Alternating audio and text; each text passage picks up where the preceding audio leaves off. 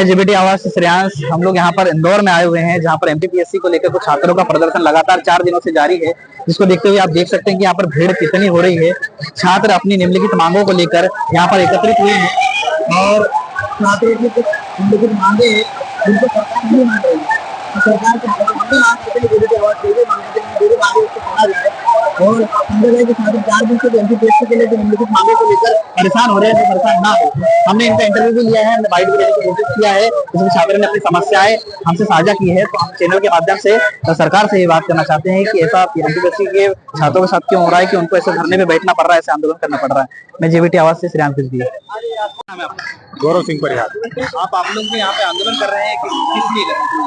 आंदोलन है, एमपीपीएससी की कुछ मांगे हैं। पहली मांग है तो आप पिछले 3 सालों से वैकेंसियां नहीं दे रहे हो, वैकेंसियां बढ़ाई जाएं। इस बार भी आपने मात्र 155 वैकेंसियां दी है, जहां 3 से 4 लाख छात्र फॉर्म भरता है और हम मात्र 155 वैकेंसियां देते हैं। दूसरी मांग है कि हम 2019 के बाद से आपने मेंस की कॉपियां नहीं दिखाई हैं। हमको पता ही नहीं चल रहा है कि हमारी कौन से पेपर में गड़बड़ी हो रही है। हमारा 7 मार्कर खराब हो रहा है कि हमारा 3 मार्कर खराब हो रहा है कि हमारा 10 मार्कर खराब हो रहा है। हम फर्स्ट पेपर में परफॉर्म सही नहीं कर पा रहे कि सेकंड में कि थर्ड में। आप कॉपियां नहीं दिखा रहे। तीसरी मांग है कि इंटरव्यू में वो आपने 175 नंबर का कर दिया है, जहां पे हमारी मांग है कि आप इंटरव्यू को मात्र 100 नंबर का करिए।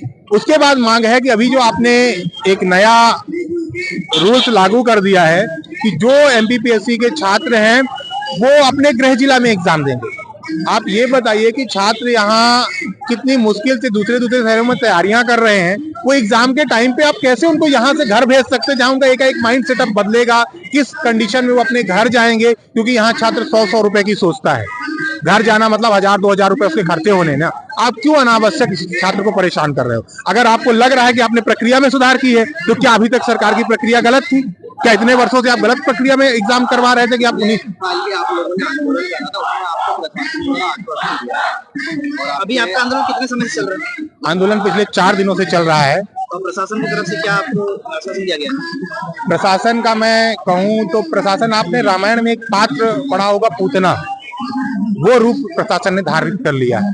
जैसे पूतना ने वात्सल्य दिखा के श्री कृष्ण को दूध के साथ जहर पिलाने का कार्य किया था, वही कार्य सरकार कर रही है। आप लाडली बहना के नाम पे ये दिखावा करते हो कि हम महिला हितैषी हैं, लेकिन वही महिला आज भोला राम की सड़कों में आज अपनी उम्र के 30 साल 29 साल की हो गई हैं और आप पिछले 5 साल से वैकेंसियां नहीं दे रहे हैं। वो अपने जीवन से संघर्ष कर रही हैं।